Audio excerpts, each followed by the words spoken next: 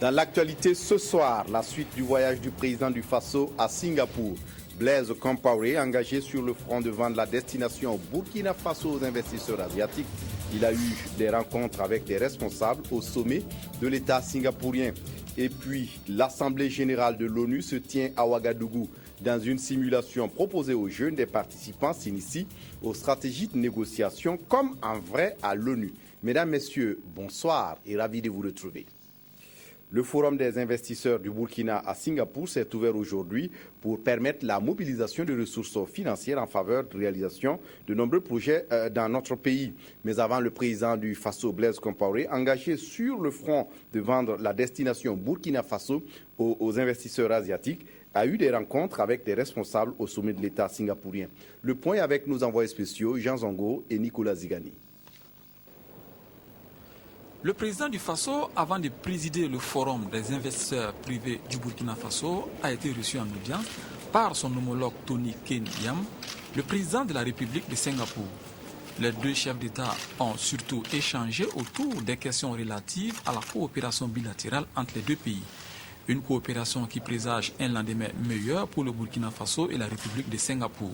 Nous avons pu constater l'excellence des relations. Nous avons aussi pris l'engagement de renforcer le dispositif qui va nous permettre à la fois de mieux coopérer, mais surtout d'intensifier les relations entre le Burkina Faso et Singapour.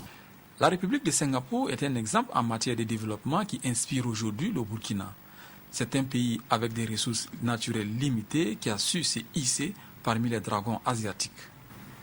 Il est apparu que Singapour est très intéressé par le Burkina parce qu'ils suivent ici ce qui se passe aussi en Afrique chez nous, mais souhaiterait qu'au-delà pouvoir aussi faire en sorte que les Burkinabés connaissent mieux aussi la région. C'est pour cela que nous sommes bien sûr engagés pour aller vers un accord de protection des investissements de part et d'autre. Le président du Faso a accordé une audience au Premier ministre de la République de Singapour. Avec Lee Hsien Loong, le président Compaoré a surtout apprécié les efforts consentis par les autorités de ce pays pour atteindre un tel niveau de développement en si peu de temps. L'Assemblée générale de l'ONU se tient à Ouagadougou comme un vrai simule ONU est une tribune voulue par ses organisateurs pour initier les jeunes burkinabés aux négociations à l'échelle internationale et au processus de prise de décision dans les instances internationales. L'ouverture de cette simulation est intervenue ce mercredi à l'immeuble des Nations Unies dans la capitale burkinabé. C'est Sylvestre Da. Les États-Unis, la Norvège, le G20, les Émirats arabes unis, le Burkina Faso, en tout 16 délégations sont constituées à cette première édition de Simule ONU. Des délégations composées de simulateurs issus de l'Université de Ouagadougou et qui pendant 3 jours vont reproduire les travaux de l'Assemblée générale des Nations unies.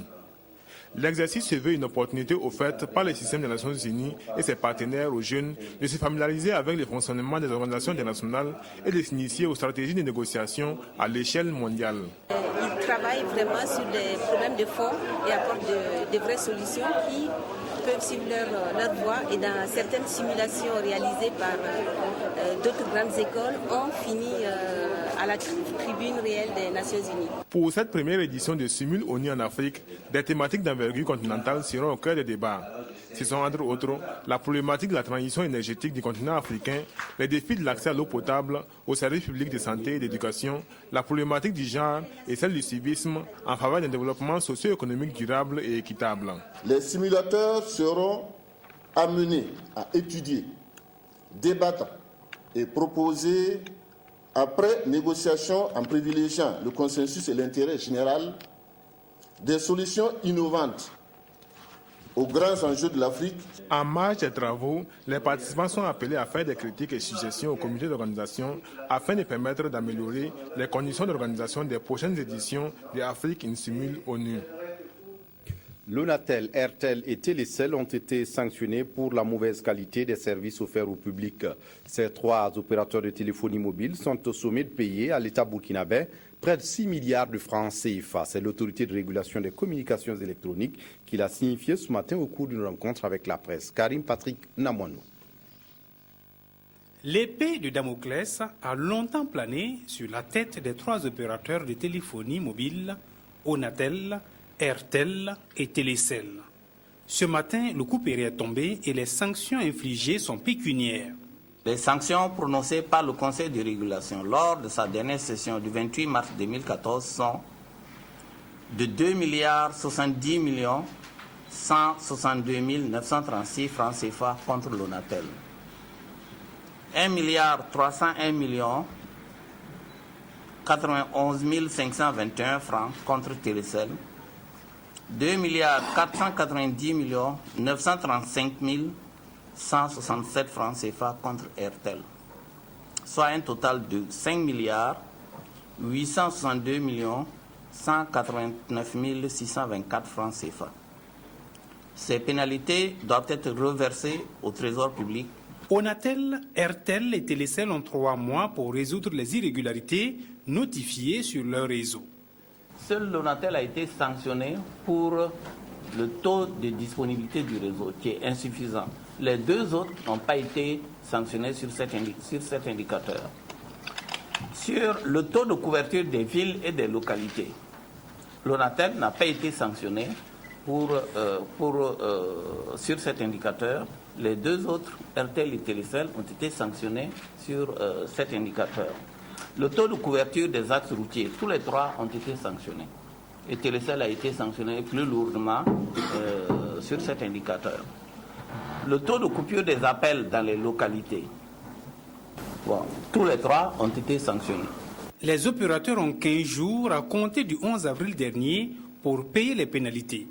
En cas de non-paiement, les licences pourraient être suspendues pour 1 mois ou réduites d'1 an ou retirées purement et simplement, conclut Mathurin Bako. Une question taraude néanmoins le consommateur. Est-ce que ces sanctions vont aider réellement à améliorer la qualité des services offerts au public? La Ligue des consommateurs du Burkina en doute. Elle estime que les retombées de ces sanctions se ressentent dans le renforcement des infrastructures. On écoute Pierre Nakoulma, interrogé par Karim Namono. Je dis que nous ne sommes pas satisfaits parce que pour nous, ce n'est pas des solutions. C'est juste des sanctions. Et je me demande qu'est-ce que ce montant représente pour ces téléphonies quand on sait ce qu'ils engrangent par jour sur le dos des consommateurs burkinabés. Et ce que nous regrettons surtout, c'est que dans cette privatisation, nous n'ayons pas l'infrastructure. Ça veut dire quoi? Ça veut dire que nous allons prendre de l'argent qui ne va pas servir à améliorer l'infrastructure, mais demander encore à ces opérateurs d'améliorer leur infrastructure. Je pense que si l'infrastructure était notre propriété, ça faisait 5 milliards que nous avons pour améliorer l'infrastructure pour permettre aux consommateurs d'être satisfaits. À la SECNA, on parle également de qualité des services de la navigation aérienne, une gageure pour sécuriser davantage les vols. Une rencontre s'achève à Ouagadougou ce 25 avril sur la question. Bouma Ernest Nébieu. Cette rencontre, dénommée 8e réunion de coordination FIR-Niamey, se tient pour la première fois au Burkina. Elle devra permettre aux acteurs de la navigation aérienne en Afrique d'évaluer la qualité de la navigation aérienne en vue d'assurer une meilleure sécurité des vols. Les objectifs de la rencontre sont d'abord faire le point de la gestion du trafic aérien à l'intérieur de la FIR pour mettre en évidence un certain nombre de difficultés et trouver des solutions à ces difficultés. La deuxième raison, c'est que en ce moment, la SECNA s'est engagée dans la mise en œuvre du système de management intégré qui rassemble à la fois la sécurité, la qualité, la sûreté, l'environnement. Et nous sommes rentrés dans un processus d'audit de nos services. Donc il est important également que nous fassions le point de tous ces aspects-là pour mettre en œuvre les mesures correctives qui sont nécessaires par rapport aux écarts qui ont été constatés. La sécurité de la navigation aérienne en Afrique et à Madagascar est assurée par la SECNA. Créée en 1959, cette agence contrôle donc la circulation aérienne et assure le service d'alerte en cas d'incident ou d'accident des aéronefs. La SECNA a également en charge la formation technique de ses cadres. Voilà, c'est la fin de cette édition. Merci de l'avoir suivi. Très bonne suite de programmes sur la RTB. Au revoir.